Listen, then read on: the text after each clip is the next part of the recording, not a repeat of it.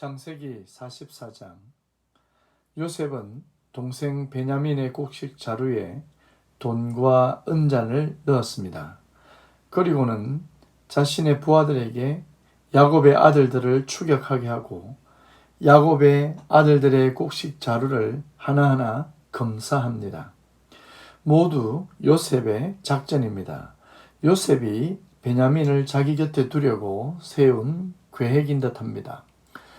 사실 애굽으로 두 번째 곡식을 구하려 올 때도 야곱의 마음은 베냐민으로 말미암아 참으로 괴로웠습니다. 그러나 가족 전체를 생각하는 마음으로 아들을 잃게 되면 잃겠다는 각오로 베냐민의 동행을 허락합니다.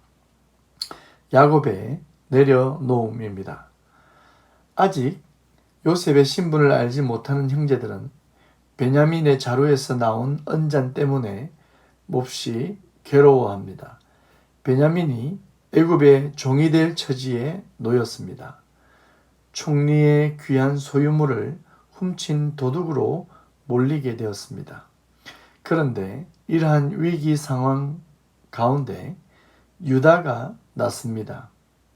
애굽 총리에게 베냐민이 애굽으로 올 수 있었던 배경과 그때의 야곱의 마음이 어떠했는지 등등 상세하게 사정을 밝히고 있습니다. 형제들이 서로 하나가 되어 동생을 죽이려 하고 팔아버릴 때와는 완전히 다른 모습입니다. 그의 행동은 사랑이 기반된 행동이며 자기의 목숨을 희생하기로 결단한 표현입니다. 유다의 과거 모습들은 아주 세상적이며 하나님의 뜻에서 먼 행보를 보였습니다. 이방 여인을 만나고 이방 사람을 친구로 두며 근친상간의 모습이나 성매매의 모습들, 그리고 자녀들이 하나님의 뜻을 따르지 않아 줄줄이 죽음의 심판을 당하는 모습은 분명 유다의 영적인 수준이 문제가 있음을 보여주는 사건들입니다. 그러나 이제는 과거와는 달리 자신의 생명을 담보로 이방 나라의 총리에게 당당하게 나아가는 모습은 영적인 성장을 보여주기에 충분합니다. 요셉을 만나게 된 형제들은 과거의 잘못을 뉘우치고 변화되었습니다. 야곱의 가정에 희망의 바람이 불고 있습니다. 사실 유다 지파를 통해 메시아가 오시게 됩니다. 그 메시아는 기꺼이 형제들을 위해 낮고 낮은 종의 모습으로 이 땅에 오셨습니다. 하나님 아버지의 소망과 꿈이 사람들을 구원하시는 것이고 그 사람들의 죄악을 사해 주시는 것입니다. 야곱이 요셉과 베냐민을 사랑하듯 하나님은 우리를 사랑하십니다. 사랑을 받는 사람은 그 사랑의 은혜를 알게 됩니다. 하나님의 뜻을 따라 예수님은 그리스도가 되셔서 자기를 죽이기까지 우리를 사랑해 주셨습니다.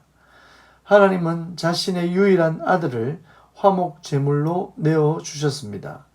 우리를 사랑하시기에 하나님이 자기 아들을 내어 주셨다면 예수님과 우리들 중에 누구를 더 사랑하는 것일까요? 하나님은 우리를 그렇게 사랑하십니다. 창세기 44장에 나타난 유다의 행동은 오실 예수 그리스도의 자기 부인, 그리고 자기를 제물로 드리는 예수님의 모습에 대한 예표이기도 합니다.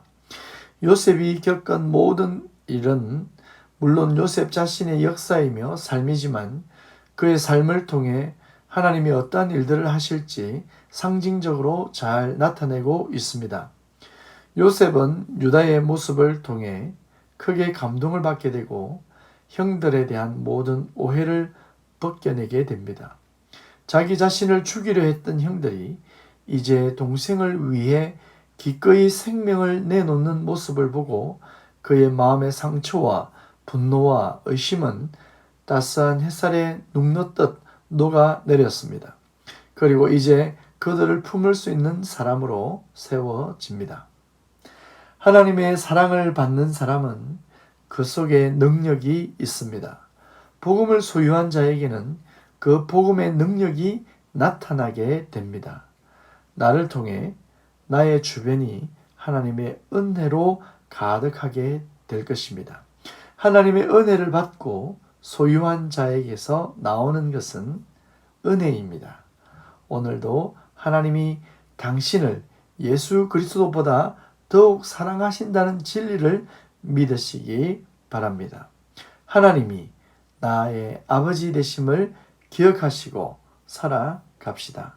그리고 그 사랑으로 나의 삶을 살아냅시다. 인내하고 기대하며 소망합시다.